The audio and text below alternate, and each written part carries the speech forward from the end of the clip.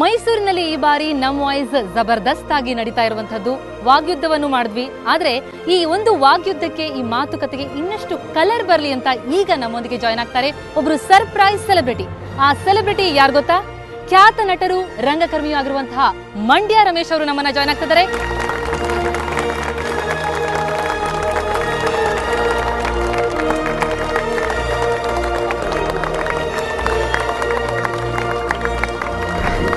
Sir, welcome to the show. Thank you so much.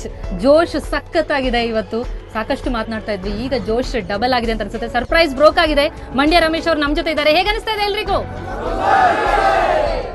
Okay sir, ನಾವು ದಸರಾ ಬಗ್ಗೆ ಮಾತನಾಡ್ತಾ ಇದೀವಿ. ಸೊ ದಸರಾ ಅಂದಾಕ್ಷಣೆ ಮೈಸೂರು ಅಂದ್ರೇನೆ ದಸರಾ ಅನ್ನೋಷ್ಟು ಅವಿನಾಭಾವ ಸಂಬಂಧ. ಸೊ ನಿಮಗೆ ಏನನ್ಸುತ್ತೆ ಮೈಸೂರು ದಸರಾವನ್ನ ನೆನೆದುಕೊಂಡಾಗ? ಇಲ್ಲ, ಮುಖ್ಯವಾಗಿ ದಸರಾ ನಮ್ಮ ಸಂಸ್ಕೃತಿಯ ಮತ್ತು ಜಾನಪದದ ಒಂದು ಅನಾವರಣ ಅಂತಲೇ ಇಡೀ ಜಗತ್ತಿಗೆ ಮೈಸೂರು ಅಂದ್ರೆ ಏನೋ ತೋರಿಸ್ಬೇಕು ಅಂದ್ರೆ ಅರಮನೆ, ಚಾಮುಂಡಿ ಬೆಟ್ಟ ಎಲ್ಲ ಹೇಳ್ತಾರೆ. ಹಾಗೆ ಪ್ರವಾಸಿಗರಿಗೆ ದಸರಾ ಬಂತು ಅಂತಂದರೆ ಅಲ್ಲಿ ನಡೆಯುವಂತಹ ಜಾನಪದ ಆಟಗಳು, ಪರಂಪರೆ, ಒಟ್ಟು ನೀವೇನು ಜೋಶ್ ಅಂತ ಬಳಸ್ತಾರಲ್ಲ, ಹಾಗೆ ಇಡೀ ಜನ ಸಾಮಾನ್ಯರೆಲ್ಲರೂ ಒಟ್ಟಿಗೆ ಜೋಶಿನ ಅನುಭವಿಸೋಕೆ ಸಾಧ್ಯ ಇರೋದು ದಸರಾದಲ್ಲಿ ಮಾತ್ರ. ಆ 9 ದಿನಗಳ ವೈಭವ, ಆ ಜೋಶ್ ಬೇರೆನೆ ಅಂತ ಹೇಳ್ತೀರಿ. ಓಕೆ, ಸೊ ನಮ್ಮ ಇರುವಂತಹ ಎಲ್ಲಾ ವಿದ್ಯಾರ್ಥಿ ಮಿತ್ರರಿಗೆ ಸಾಕಷ್ಟು ಪ್ರಶ್ನೆಗಳಿವೆ ಮಂಡ್ಯ ರಮೇಶ್ ಅವರೊಂದಿಗೆ ಮಾತನಾಡ್ಲಿಕ್ಕೆ ಅಲ್ವಾ? ಎಲ್ಲರೂ ಉತ್ಸುಕರಾಗಿದ್ದೀರಲ್ವಾ? ಸೊ ವೇದಿಕೆ ಸಿದ್ಧ ಆಗಿದೆ, ಮಂಡ್ಯ ರಮೇಶ್ ಅವರು ಸಿದ್ಧರಾಗಿದ್ದಾರೆ, ನಮ್ಮ ಮೈಕ್ ಕೂಡ ಸಿದ್ಧ ಆಗಿದೆ. ಸೊ ಪ್ರಶ್ನೆ ಕೇಳೋದಕ್ಕೆ ರೆಡಿ ಇದ್ದೀರಾ? ನನಗೆ ಗೊತ್ತಾಗಬೇಕು, ಈಗಿನ ದಸರಾಗೂ ಆಗಿನ ದಸರಾಗೂ ಏನು ಡಿಫ್ರೆನ್ಸ್ ಇದೆ, ಅಲ್ಲಿರೋ ವ್ಯತ್ಯಾಸ ಏನು ಕಾಣಿಸ್ತಿದೆ ನಮಗೀಗ ಅಂತ. ದಸರಾ ಅಂದರೆ ನನ್ನ ಮಟ್ಟಿಗೆ ಒಂದು ಸಾಂಸ್ಕೃತಿಕ ಪರಂಪರೆಗಳ ಒಂದು ನೆನಪು ಅದು. ದಸರಾ ಆಗಬೇಕು, ಆದರೆ ದಸರಾ ಆಗಬೇಕಾದ್ರೆ ಅದು ಮತ್ತಷ್ಟು ವೈಭವವಾಗಿ ಚಂದವಾಗಬೇಕು ಅಂದ್ರೆ ಅದರಲ್ಲಿ ಒಂದು ಶುದ್ಧತೆ, ಕಲೆ ಬಗ್ಗೆ ಶುದ್ಧತೆಯ ಅರಿವಿರಬೇಕು. ಸರ್, ದಸರಾದಲ್ಲಿ ಯುವ ಸಂಭ್ರಮ, ಯುವ ದಸರಾ ಅಂತ ತುಂಬ ದುಡ್ಡು ವೆಚ್ಚ ಮಾಡ್ತಾ ಇದ್ದಾರೆ. ಸೊ ಅದ್ರ ಬಗ್ಗೆ ನೀವೇನು ಹೇಳೋಕ್ಕೆ ಇಷ್ಟಪಡ್ತೀರಾ ಸರ್? ನಮ್ಮ ಜಾನಪದ ಪ್ರಕಾರ ನೀವು ಏನೇ ಮಾಡಿ ನಮ್ಮ ಬೇರುಗಳಿಗೆ ಮತ್ತೆ ನಾವು ವಾಪಸ್ ಹೋಗಿದ್ರೆ, ನಮ್ಮ ರೂಟ್ಸ್ಗೆ ಹೋಗಿದ್ರೆ ನಾವು ಮಾಡೋದ್ರಲ್ಲಿ ಅರ್ಥ ಇಲ್ಲ. ಜನಪದ ಕಲೆ ಸರಿಯಾಗಿ ಎಕ್ಸ್ಪ್ರೆಸ್ ಆಗ್ತಾ ಇಲ್ಲ ಅಂತ ಹೇಳಿದ್ರಿ. ಸೊ ನೀವು ಇದೆಲ್ಲ ಒಟ್ಟು ಸೇರಿಸಿ ನೀವು ಇದ್ರ ಬಗ್ಗೆ ಎಲ್ಲ ಏನು ಹೇಳಕ್ಕೆ ಇಷ್ಟ? ಅದಕ್ಕೆ ನಿಜವಾಗ್ಲೂ ಒಂದು ಸಾಂಸ್ಕೃತಿಕ ನೀತಿ ಪ್ರಾಬ್ಲಮ್ ಗೆಳತಿ. ಏನು ಸಮಸ್ಯೆ ಆಗಿದೆ ಅಂದರೆ, ನಿಮಗೆ ಹೆಂಗೆ ಸೈನ್ಸು, ಮ್ಯಾಥ್ಸು, ಜುಯಾಲಜಿ ಎಲ್ಲ ಕ್ಲಾಸ್ಗಳಾಗ್ತಾವಲ್ಲ, ಹಾಗೆ ಕಂಸಾಳದು ಒಂದು ಕ್ಲಾಸ್ ಆಗಬೇಕು ಅಂತೀನಿ. ಹಾಗೆ ಕಂಪಲ್ಸರಿ ಅದರಲ್ಲೂ ಚೆನ್ನಾಗಿ ಮಾಡೋರು ಮಾರ್ಕ್ಸ್ ಹಾಕಬೇಕು ಅಂತೀನಿ, ಅವ್ರಿಗೂ ಇಂಟರ್ನಲ್ ಅಸೆಸ್ಮೆಂಟ್ ಮಾರ್ಕ್ಸ್ ಕೊಡಬೇಕು ಅಂತೀನಿ. ಸರ್ಕಾರ ಯಾವ ರೀತಿ ಜನಪದ ಕಲಾವಿದರಿಗೆ ಮೈನ್ ಸ್ಟ್ರೀಮಿಗೆ ತರಬೇಕು ಅಂತ ನೀವು ಇದ್ರ ಬಗ್ಗೆ ಏನು, ಯಾವ ಥರ? ಸರ್ಕಾರ ಒಳ್ಳೆ ಜನಗಳನ್ನ ಹತ್ತಿರದಲ್ಲಿ ಇಟ್ಕೋಬೇಕು ಅಂತ ಬಯಸ್ತೀನಿ. ಮನೋರಂಜನೆ ಜೊತೆ ಒಳ್ಳೆ ವಿಕಾಸಕ್ಕೆ ಸಹಾಯ ಆಗಲಿ ಅಂತ ದಯವಿಟ್ಟು ಪ್ರೋತ್ಸಾಹಿಸಿ ಅಂತ ಹೇಳುವಾಗಬೇಕು. ಇವಾಗ ಯುವ ದಸರಾ ಅಂತ ಮಾಡಿ ಅದಕ್ಕೆ ಲಕ್ಷಾಂತರ ರೂಪಾಯಿ ಖರ್ಚು ಮಾಡ್ತಾ ಇದ್ದಾರೆ. ಅದು ಸರಿನಾ ತಪ್ಪಾ? ಅದಕ್ಕೋಸ್ಕರ ದುಂದು ಖರ್ಚು ಮಾಡೋದು ಸರಿನಾ?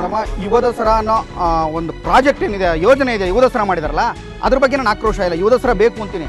ಆದರೆ ಯುವ ದಸರಕ್ಕೋಸ್ಕರ ಬೇರೆ ಬೇರೆ ಗಾಯಕರಿಗೆ, ಬೇರೆ ಬೇರೆ ಡ್ಯಾನ್ಸ್ ಮಾಡೋರಿಗೆ ಕೋಟ್ಯಾಂತರ ರೂಪಾಯಿ ಖರ್ಚಿಬಿಟ್ಟು ವೇಸ್ಟ್ ಮಾಡ್ತಾ ಇರಲ್ಲ, ಅದು ಮಾತ್ರ ನನಗೆ ವಿರೋಧ. ನಿಮ್ಮಲ್ಲಿ ರಘು ದೀಕ್ಷಿತ್ ಇದ್ದಾನ್ರಿ, ರಘು ದೀಕ್ಷಿತ್ ನಿಮ್ಗೆ ಹುಚ್ಚೆಬ್ಬಿಸ್ತಾನೆ. ಹೌದಾ? ರಘು ದೀಕ್ಷಿತ್ ಒಂದು ಲುಂಗಿ ಉಟ್ಕೊಂಡು ಗಿಟಾರ್ ಹಿಡ್ಕೊಂಡು ಭಾಳ ಅದ್ಭುತ ಜಾನಪದ ಗೀತೆ ಆಡ್ತಾರೆ. ಈ ಜನಪದ ಕಲಾ ತಂಡಗಳಿಗೆ ಸರಿಯಾದ ರೀತಿಯಿಂದ ಅನುಕೂಲ ಮಾಡ್ಕೊಡ್ತಾ ಇಲ್ಲ, ವ್ಯವಸ್ಥೆ ಇಲ್ಲ, ಅನುದಾನಗಳು ಸರಿಯಾಗಿ ಏನೇನ್ ಮಾಡ್ತಾರೆ ಅಂತ ನಿಮ್ಗೆ ಗೊತ್ತಿಲ್ಲ. 28 ಲಕ್ಷ ರೂಪಾಯಿನ ಅವನು ಕೊಡ್ತೀನಿ ಅಂತಾರೆ. ಅವ್ನು ಫ್ಲೈಟಲ್ಲಿ ಬರ್ತಾನೆ, ಫೀಡರ್ ಕಳಿಸ್ಕೊಡ್ತಾರೆ, ಲಲಿತ್ ಮನೆಯಲ್ಲಿ ಉಳಿಸಿರ್ತಾರೆ. ಅದೇ ಜನ ನಮ್ಮ ಜಾನಪದ ಅದ್ಭುತವಾದ ಕಲಾಕಾರರು ಯಾರೋ ಕೋಲಾಟ ಮಾಡಿದ್ರೆ, ಪೂಜಾ ಕುಂಟ ಮಾಡಿದ್ರೆ ಹಳ್ಳಿಯಿಂದ ಬರ್ತಾರಲ್ಲ, ಅವ್ರನ್ನ ಇಲ್ಲಿ ಸಾರಾ ಸಗಟಾಗಿ ಒಂದು ದೊಡ್ಡ ಹಾಲ್ನ, ಇಲ್ಲೇ ಒಂದು ಛತ್ರ ಇದೆ, ಅಂಜರಾಜ್ ಬಹುಜ ಛತ್ರ, ಅಲ್ಲಿ ಒಂದು ಉದ್ದು ಕಾಸ್ಬಿಟ್ಟು ಎಲ್ಲ ಇಲ್ಲಿ ಬಿದ್ದುಗಳು, ಇಲ್ಲೇ ಊಟ ಮಾಡಿ, ಇಲ್ಲೇ ತಿಂಡಿ ತಿನ್ನಿ, ಎಲ್ಲದನ್ನು ಇಲ್ಲೇ ಮಾಡ್ಕೊಳ್ಳಿ ಅಂತ ಬಿಟ್ಬಿಡ್ತಾರೆ ಅವ್ರಿಗೆ. ದಸರಾ ಪ್ರಾಧಿಕಾರ ಸ್ಟಾರ್ಟ್ ಮಾಡಬೇಕು ಅನ್ನೋ ಒಂದು ಧ್ವನಿ ಇದೆ. ಹೌದು. ಅದರಲ್ಲಿ ಯಾವ್ಯಾವ ರೀತಿ ಸದಸ್ಯತ್ವ ಇರಬೇಕು, ಕಲೆ ಮತ್ತು ಸಂಸ್ಕೃತಿ ಹೇಗೆ ಅವರು ಒತ್ತು ಕೊಡಬೇಕು ಅನ್ನೋ ನಿಮ್ಮ ಅಭಿಪ್ರಾಯ? ನನ್ನ ಮೊದಲ ಅಭಿಪ್ರಾಯ, ಆ ದಸರಾ ಪ್ರಾಧಿಕಾರ ಆಗುತ್ತಲ್ಲ, ಅದರಲ್ಲಿ ಸಾಮಾಜಿಕ ನ್ಯಾಯ ಖಂಡಿತವಾಗ್ಲೂ ಇರಬೇಕು ಅಂತ. ಯಾರೋ ಒಂದಷ್ಟು ಜನ ಎಲ್ಲ ಸರ್ಕಾರ ಬಂದಾಗಲೂ ಸುಭದ್ರವಾಗಲ್ಲೇ ಮೊಳೆ ಹೊಡ್ಕೊಂಡು ಕೂತ್ಬಿಟ್ಟಿರ್ತಾರೆ. ಅದನ್ನು ಕಿತ್ತಾಕ್ಬಿಟ್ಟು ಎಲ್ಲ ಅಕಾಡೆಮಿಗಳಲ್ಲಿ ಹೇಗೆ ಇರ್ತದೆ, ಎಲ್ಲ ಪರಿಷತ್ಗಳಲ್ಲಿ ಇರುತ್ತೆ, ಅದನ್ನು ಮೀರಿಬಿಟ್ಟು ದಸರಾ ಟೈಮ್ನಲ್ಲಿ ಅದು ಇಡೀ ವರ್ಷ ಆ ಕಾರ್ಯಕ್ರಮ ಹಮ್ಮಿಕೊಂಡು ಹೋಗಬೇಕು, ಆ ಥರದೊಂದು ಪ್ಲ್ಯಾನ್ ಮಾಡ್ಕೋಬೇಕು ಅಂತ ನಾನು ವಾದಿಸ್ತೀನಿ. ರಾಜಕೀಯದ ನಾಯಕರು ಮತ್ತೆ ಆ ಪಕ್ಷದಲ್ಲಿ ಜಾತಿ ಲಾಭಿ, ರಾಜಕೀಯ ಲಾಭಿ ಎಲ್ಲ ಹೇಳು ನೇರವಾಗಿ, ಪರವಾಗಿಲ್ಲ. ಪಕ್ಷದಲ್ಲಿ ಗುರುತಿಸ್ಕೊಂಡಿರೋ ಮಾತ್ರ ಪ್ರಾಧಿಕಾರದ ಅಧ್ಯಕ್ಷ ಸ್ಥಾನ, ಉಪಾಧ್ಯಕ್ಷ ಸ್ಥಾನ ಹೀಗೆ ಹೋಗುತ್ತೆ. ಈಗ ದಸರಾದಲ್ಲೂ ಇದೇ ತರ ಆಗ್ಬೋದಾ? ಆಗ್ಬೋದಲ್ಲ, ಆಗ್ಬಿಟ್ಟಿದೆ. ಪ್ರಾಧಿಕಾರ ಬಂದಿಲ್ವಲ್ಲ ಸರ್ ಇನ್ನು? ಪ್ರಾಧಿಕಾರ ಬಂದ್ಮೇಲೂ ಇದೇ ಗೋಳು ಕಂಟಿನ್ಯೂ ಆಗಬಾರ್ದು ಅಂತ ನಮ್ಮ ಆಶಯ. ಮೈಸೂರಿಗೆ ಬಂದು ದೇಶ ವಿದೇಶಗಳ ವಿದ್ಯಾರ್ಥಿಗಳೆಲ್ಲ ಇಲ್ಲಿ ಅಭ್ಯಾಸ ಮಾಡ್ತಾ ಇರ್ತಾರೆ. ಅವ್ರುಗಳು ಕೂಡ ಅವರವರ ದೇಶಗಳ ಜಾನಪದ ಕಲೆಗಳನ್ನಾಗಿರ್ಬೋದು, ಅವರ ಸಂಸ್ಕೃತಿನ ಬಿಂಬಿಸೋದಕ್ಕೆ ಹೆಚ್ಚು ಹೊತ್ತು ಕೊಡ್ಬೋದಲ್ವಾ? ತುಂಬ ಒಳ್ಳೆ ಮಾತು ಹೇಳ್ತಾ ಇದ್ದೀವಿ ಗೆಳತಿ, ಭಾಳ ಒಳ್ಳೆ ಮಾತು. ನಾನು ಇಲ್ಲಿ ಆನ್ಸರ್ ಇದೆ ನೋಡಪ್ಪ, ಇಲ್ಲಿ ಉತ್ತರ ಇದೆ. ಈ ಥರದವ್ರು ಸಜೆಷನ್ ತಗೊಳ್ಳೋದ್ರಿಂದ ಇಡೀ ಭಾರತದಲ್ಲಿ ಎಲ್ಲೆಲ್ಲಿ ಯಾವ್ಯಾವ ಮೂಲೆ ಇಲ್ಲೂ ಆಗ್ತಾ ಇದೆ. ಜಾನಪದ ಅಂತ ಹೇಳಿದಲ್ಲ, ಅದನ್ನು ಇಡೀ ವರ್ಷ ಇಡೀ ತಾಲೂಕು ಅಲ್ಲಿ ಅವ್ರನ್ನ ಕರ್ಕೊಂಬಂದು ಇಂಥ ದಿವಸ ಶೋ 1 ತಿಂಗಳು ನಿಮ್ಗೆ ದಸರಾಗೆ ರಜಾ ಸಾಲಲ್ರಿ. 11 ದಿನ ಏನು ಸಾಕು ನಿಮಗೆಲ್ಲ? 11 ದಿನ ಸಾಕು ಅನ್ಸುತ್ತೆ ದಸರಾ. 10 ದಿನಗಳ ದಸರಾದಲ್ಲೇ ಇಷ್ಟೊಂದು ಗೊಂದಲ. ನೀವು ಹೇಳ್ದಂಗೆ ತಿಂಗಳಾನ್ಗಟ್ಲೆ ಮಾಡೋಂಗಂದ್ರೆ ಇನ್ನೆಷ್ಟು ಗೊಂದಲ ಆಗ್ಬೋದು ಅಂತ. ಅಲ್ಲ, ನನ್ನ ಪ್ರಕಾರ ಸರಿಯಾಗಿ ಪ್ಲಾನ್ ಮಾಡ್ಕೊಂಡ್ರೆ ಒಳ್ಳೆಯ ಜನ ಸಿಕ್ಕಿದ್ರೆ ದೇಶ ಕಟ್ಟಬೇಕು ಅಂತ ಯಾವತ್ತು ನಿಂತಾರೆ ಅವತ್ತು ಒಳ್ಳೆಯದಾಗುತ್ತೆ. ದಸರಾ ಉತ್ಸವದ ಬಗ್ಗೆ ಅಳಕಿಲ್ಲ. ನನ್ನ ದೊಡ್ಡ ಸಮಸ್ಯೆ ಯಾವುದು, ನನಗೆ ಭಯ ಇರೋದು, ನನ್ನ ಆತಂಕ ಯಾವುದು ಅಂತಂದರೆ ಅದನ್ನು ಮತ್ತೆ ಇನ್ನೆಷ್ಟು ವರ್ಷಗಳ ಕಾಲ ಅಲ್ಲಿ ಬರುವಂಥ ದುಡ್ಡು ಕಾಸು ಎಲ್ಲ ಮೇಲ್ಪದರದವ್ರಿಗೆ ಭಾಳ ಫ್ಯಾಷನ್ ಆಗಿರೋರಿಗೆ, ಭಾಳ ಸ್ಟೈಲಿಶ್ ಆಗಿರೋರಿಗೆ, ಭಾಳ ಒಂಥರ ಈ ನೆಲದ ಮಂಡಿಗೆ ಅಂಟಿಕೊಂಡಿಲ್ಲದಂತಹ ಅನೇಕ ಜೀವಿಗಳಿಗೆ ಉಡುಗೊರೆಯಾಗಿ ಕೊಟ್ಬಿಡ್ತಾರೆ. ಅದು ನನ್ನ ಆತಂಕ.